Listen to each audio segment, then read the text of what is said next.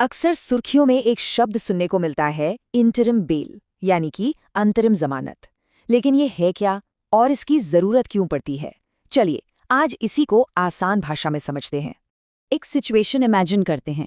मान लीजिए किसी पर गिरफ्तारी का खतरा मंडरा रहा है और उसकी बेल एप्लीकेशन पर कोर्ट का फैसला अभी आया नहीं है। तो उस फैसले के इंतजार वाले वक्त में क्या होगा? क्या उसे अरेस्ट कर लिया जाएगा?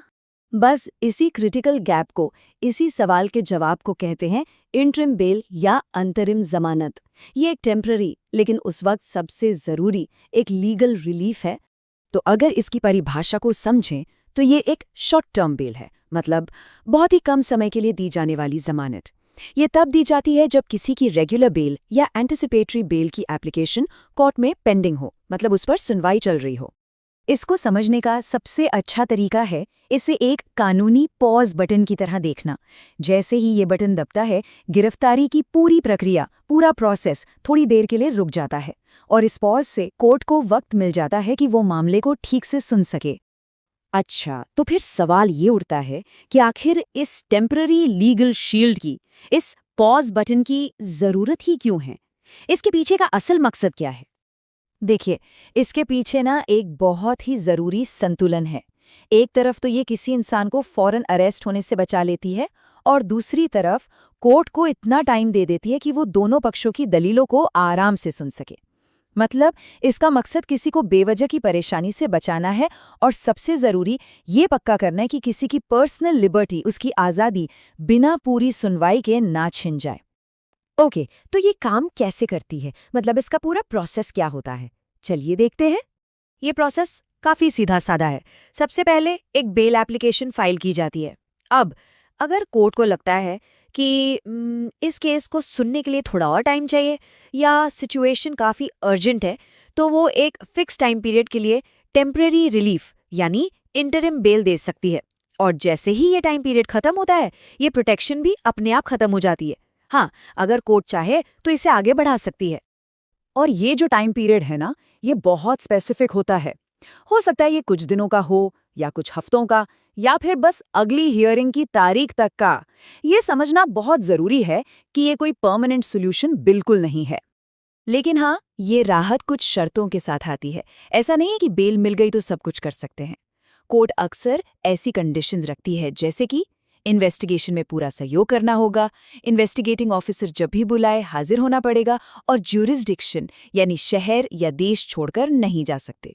तो अब एक बहुत ही आम सवाल पर आते हैं, इंटरिम बेल और रेगुलर बेल में आखिर फ़र्क क्या है? इसमें काफ़ी कन्फ्यूजन हो जाता है, तो चलिए इस कन्फ्यूजन को दूर करते हैं। इन दोनों में 3 बड़े फ़र्क हैं। सबसे पहला है नेचर यानी प्रकृति। इंटरिम बेल, जैसा कि नाम से ही साफ है, बिल्कुल टेम्पररी होती है। वहीं रेगुलर बेल ट्रायल के खत्म होने तक चलती है। दूसरा फर्क है ड्यूरेशन का। इंटरिम बेल एक छोटे फिक्स्ड टाइम के लिए मिलती है, जबकि रेगुलर बेल तब तक चलती रहती है जब तक उसे कैंसिल न किया जाए। और तीसरा पर्पस। इंटरिम बेल का मकसद सिर्फ फौरी टेम्पररी रिलीफ देना है, जबकि रेगुलर बेल का मकसद ट्रायल के दौरान लंबे समय के लिए रिहाई देना है। तो इन सब बातों का आखिर मतलब क्या निकला? इसे एक सिंपल से एग्जाम्पल से समझते हैं ताकि सब कुछ बिल्कुल क्लियर हो जाए।